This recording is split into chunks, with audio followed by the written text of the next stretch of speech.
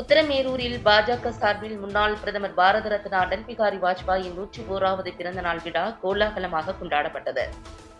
காஞ்சிபுரம் மாவட்டம் உத்தரமேரூர் பேருந்து நிலைய நுழைவாயிலில் பாரதிய ஜனதா கட்சியின் சார்பில் முன்னாள் பாரத பிரதமர் வாஜ்பாய் அவர்களின் 101வது பிறந்த நாளை முன்னிட்டு அவரது திருவுருவ படத்திற்கு மாலை அணிவித்து மலர் தூவி மரியாதை செலுத்தப்பட்டது.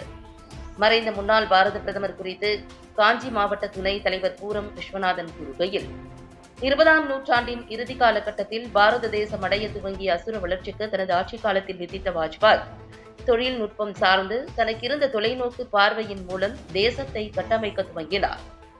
கன்னியாகுமரி முதல் காஷ்மீர் வரையில் தங்க நாற்கர சாலை திட்டம் மூலம் தேசிய நெடுஞ்சாலைகளை சர்வதேச தரத்தில் கட்டமைத்ததன் விளைவாக தொழில் போக்குவரத்திற்கு சாதகமான சூழல் கொண்ட தேசமாக இந்தியாவை உருவாக்கினார். முன்னாள் குடியரசுத் தலைவர் அப்துல் கலாம் தலைமையில் வாஜ்பாய் 1998ஆம் ஆண்டு மேற்கொண்ட பொக்ரான் அணு ஆயுத சோதனையின் மூலம் ராணுவ வல்லரசுகளுக்கு சிறிதும் குறைவில்லாத நாடு நமது பாரதம் என்பதை உலகிற்கு உணர்த்தினார்.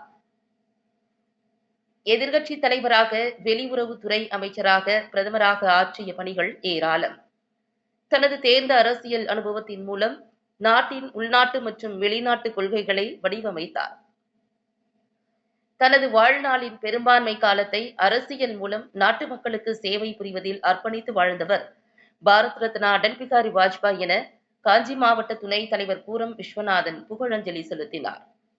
இந்நிகழ்வின் போது மாவட்ட செயலாளர் செல்வம், ஊடக பிரிவு செயலாளர் ஆனந்தன், நகர செயலாளர்கள் மனோகரன், டில்லி பாபு உள்ளிட்ட உத்தரமேரூர் வட்டார பாஜக நிர்வாகிகள் திரளானோர் பங்கேற்றனர்.